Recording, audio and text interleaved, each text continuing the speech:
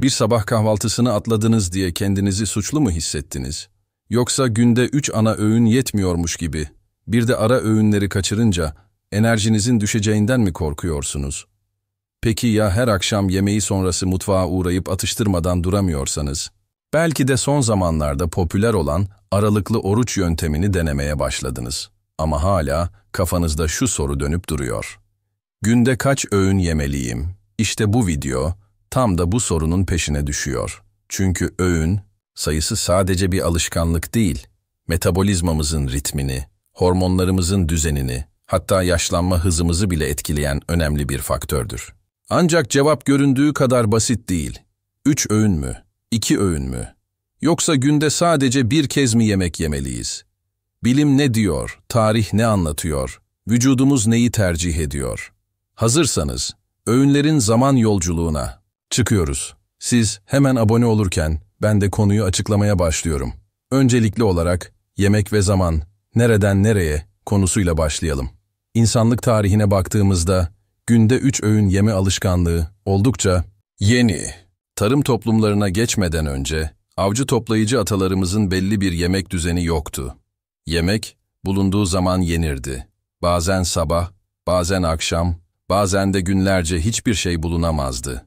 Bu, metabolizmanın esnekliğini artıran, vücudu açlık ve tokluk döngülerine adapte eden doğal bir düzendi. Sanayi devrimi ile birlikte insanlar fabrikalarda çalışmaya başlayınca, yemek saatleri de disiplin altına alındı. Sabah işe gitmeden önce kahvaltı, öğle arasında kısa bir yemek molası, akşam iş çıkışı ise günün ana öğünü haline geldi. Modern toplumda ise bu 3 ana öğüne ek olarak ara öğünler, gece atıştırmaları ve sürekli erişilebilen yiyecekler eklendi. Ama metabolizmamız bu hızla değişmedi. Hala binlerce yıl öncesinin genetik mirasını taşıyoruz. İşte bu nedenle günümüzde kaç öğün yemeliyim sorusu hem kültürel hem de biyolojik bir anlam taşıyor. Bu bilgileri verdikten sonra 3 öğün modeli gelenek mi, bilim mi sorusuna cevap verelim. Günde 3 öğün yemek, özellikle 20. yüzyılda sağlık otoriteleri tarafından önerilen bir düzen haline geldi. Kahvaltı, metabolizmayı başlatmak için önemli kabul edildi, öğle yemeği enerji ihtiyacını karşılamak için, akşam yemeği ise sosyal bir aktiviteye dönüştü. Bu modelin en önemli avantajı, kan şekeri seviyelerinin gün boyunca dengede tutulması ve düzenli enerji sağlanmasıdır. Ayrıca, planlı beslenme alışkanlıkları sayesinde aşırı yeme riski azalır. Ancak bu modelin herkes için ideal olduğunu söylemek zor. Özellikle insülin direnci, tip 2 diyabet ya da obezite gibi metabolik sorunları olan bireyler için sık sık yemek yemek her zaman avantajlı olmayabilir. Şimdi gelelim asıl soruya. Peki, 2 öğün yeter mi? Günde 2 öğün yemek, günümüzde birçok insan tarafından uygulanan bir yöntem. Genellikle kahvaltı atlanır, öğle ve akşam yemekleriyle gün tamamlanır. Bu yaklaşımın en önemli faydası, vücudun daha uzun süre aç kalmasına izin vermesi ve bu sayede insülin seviyelerinin düşmesiyle yağ yakımının teşvik edilmesidir. Araştırmalar, günde 2 öğün beslenmenin bazı kişilerde kilo kaybı, iştah kontrolü ve metabolik sağlık üzerinde olumlu etkiler oluşturduğunu göstermektedir. Özellikle sabah açlığını zorlanmadan geçirebilen bireyler için bu düzen daha kolay uygulanabilir. Ancak burada da kişisel farklar devreye girer. Bazı insanlar sabah yemek yemediğinde baş ağrısı, sinirlilik veya konsantrasyon bozukluğu yaşayabilir. Yani 2 öğün herkes için uygun değil ama doğru kişi için güçlü bir araç olabilir. Bu bilgileri verdikten sonra şimdi gelelim aralıklı oruç konusuna. Aralıklı oruç modadan daha fazlası mı? Son yılların en popüler beslenme trendlerinden biri olan aralıklı oruç aslında kadim bir geleneğin modern yorumudur. 16-8, 18-6, 20-4 gibi sayılarla ifade edilen bu sistemde günün belli bir saatinde yemek yenir. Geri kalan süre tamamen açlıkla geçer. En yaygın uygulama 16 saat açlık ve 8 saatlik bir yemek penceresidir. Aralıklı orucun bilimsel dayanakları giderek güçleniyor. Araştırmalar, bu yöntemin hücresel onarım mekanizmalarını, tetiklediğini, insülin duyarlılığını artırdığını, inflamasyonu azalttığını ve hatta bazı yaşlanma belirtilerini yavaşlattığını ortaya koyuyor. Ayrıca bu model, günlük kalori alımını doğal olarak sınırlayarak kilo kaybını kolaylaştırabiliyor. Ancak aralıklı orucun da tek başına mucize olmadığını bilmek gerek. Yani sadece yemek saatlerini değiştirmek yeterli değil, ne yediğiniz de en az ne zaman yediğiniz kadar önemli. Metabolizma hızı aç kalınca yavaşlar mı? Sık duyulan bir endişe vardır. Uzun süre aç kalırsam metabolizmam yavaşlar. Bu kısmen doğrudur ama genellikle yanlış anlaşılır. Gerçek şu ki vücudumuz kısa süreli açlık dönemlerine son derece iyi adapte olur.